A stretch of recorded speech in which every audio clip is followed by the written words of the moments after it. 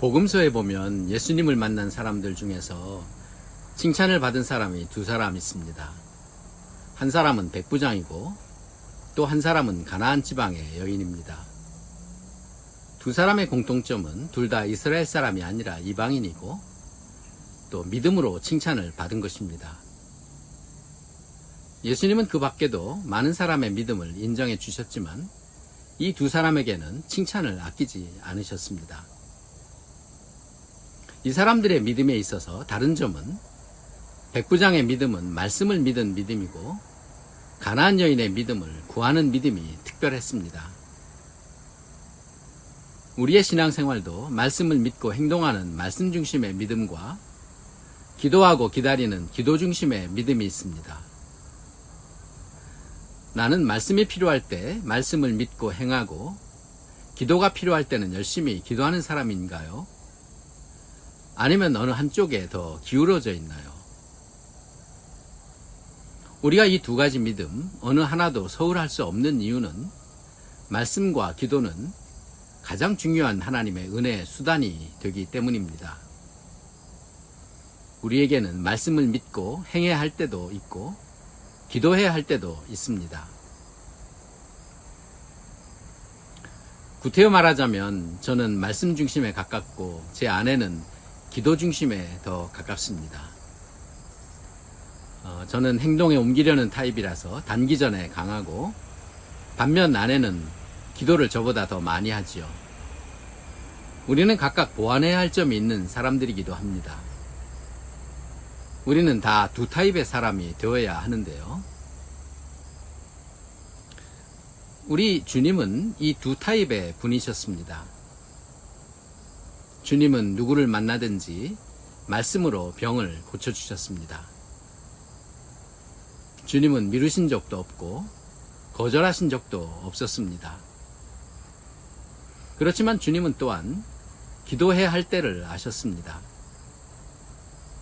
주님은 새벽에 한적한 곳에서 늘 기도하셨고 십자가를 지시기 전날 밤에는 겟세마나에서 밤을 새우며 기도하셨습니다. 오늘은 어차피 이 두 가지를 다 이야기해야 될 것 같습니다. 먼저 말씀을 믿고 그대로 행동에 옮기는 믿음입니다. 백부장이 예수님께 하인을 고쳐달라고 부탁하였습니다. 주님께서 백부장의 집으로 가던 중에 백부장은 예수님께 자기 집에 오실 것까지는 없으시다고 하면서 말씀만 해주신다면 하인이 낫겠다고 말합니다. 예수님을 모시는 것이야 언제나 기쁜 일이겠지만 지금은 그런 수고를 끼치고 싶지 않았던 것이죠. 예수님은 그 말을 들으시고 그의 믿음에 놀라셨습니다. 이스라엘 중에 아무에게서도 그만한 믿음을 보지 못하였다고 하시면서 그 하인이 낫게 되었고 나중에 나은 시점이 바로 주님께서 말씀하신 시간이었다는 것을 알게 됩니다. 백부장의 믿음이 빛을 발하는 순간입니다.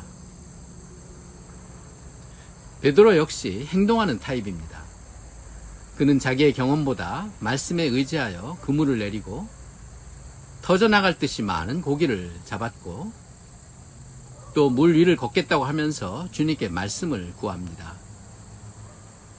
그리고 그 말씀을 믿은 대로 놀라운 일이 일어나게 되죠.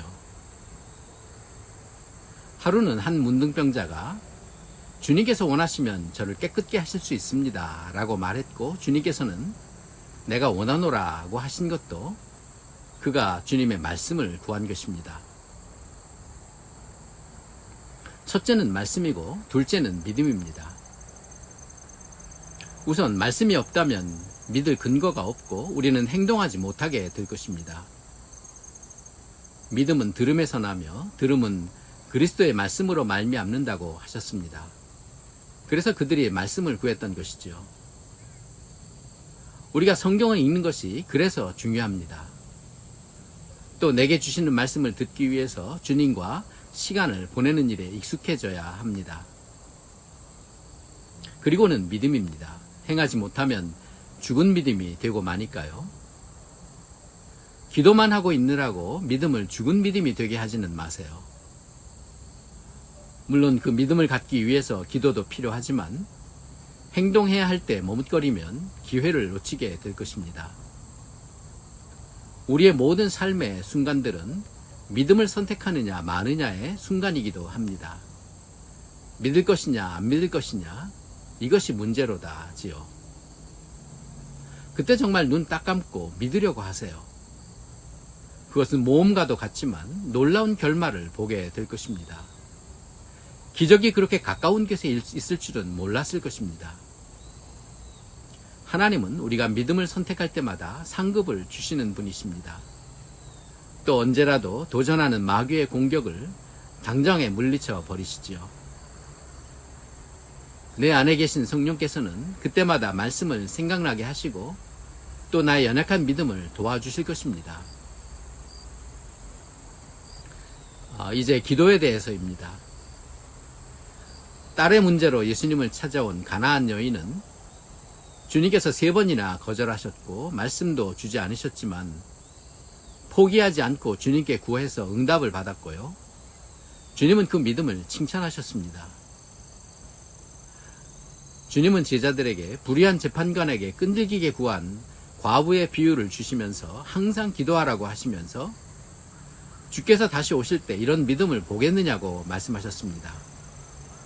그것은 지금과 같은 마지막 때는 기도가 약해질 것을 말씀하신 것입니다. 기도의 사람들을 보면 모세는 이스라엘이 이기기 위해서 손을 계속 들고 기도했고요.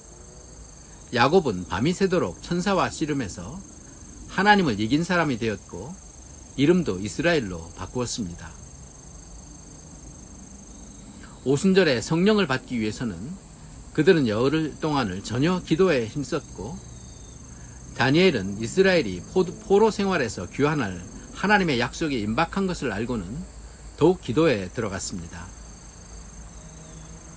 우리에게도 자녀를 위해서나 나의 꿈을 이루는 일이나 그리고 영혼을 구원하는 일, 교회의 부흥을 위해서는 많은 기도가 필요한 경우들입니다.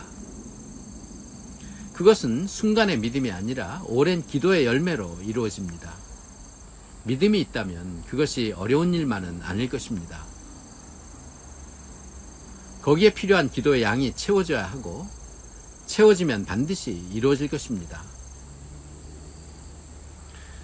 그러나 우리가 때로 낙심하는 이유는 우리의 기도가 반드시 이루어진다는 믿음을 갖지 못하거나 나의 기도는 꼭 필요하고 반드시 쓰여진다는 그 가치와 능력을 과소평가하기 때문입니다.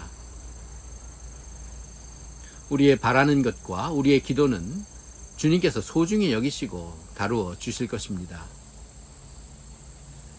행여 주께서 알아서 해주실 것이라는 그런 생각은 믿음이 아닙니다. 항상 내가 기도의 영에 사로잡혀서 기도하는 마음으로 산다면 그건 정말 잘하는 일입니다.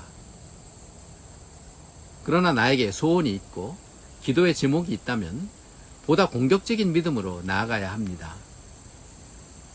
예수님께서도 잡히시기 전날 하나님께 통곡하시면서 기도하셨다는 것을 기억하십시오. 너무 신사적이시면 지나가시려는 주님을 붙잡을 수 없습니다. 기도의 시간을 정해놓거나 시간이 나면 기도하겠다는 의지를 품는 것도 좋은 일입니다. 좋은 시스템은 좋은 버팀목이 되고 습관처럼 강한 것은 없으니까요. 우리 주님도 그렇게 하셨습니다. 이것이 스트레스가 되지 말고 즐거운 일이 되게 하세요.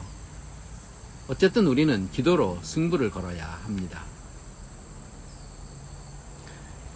기도할 때와 믿을 때 매일매일이 그때입니다. 말씀과 기도, 이 둘을 다 잡으세요. 우리에겐 미뤄서는 안 될 오늘의 승리가 있고 또 기도로 준비하여 이루어야 될 내일의 축복이 있습니다. 우리는 주님께 받을 것이 너무나 많은 사람들입니다.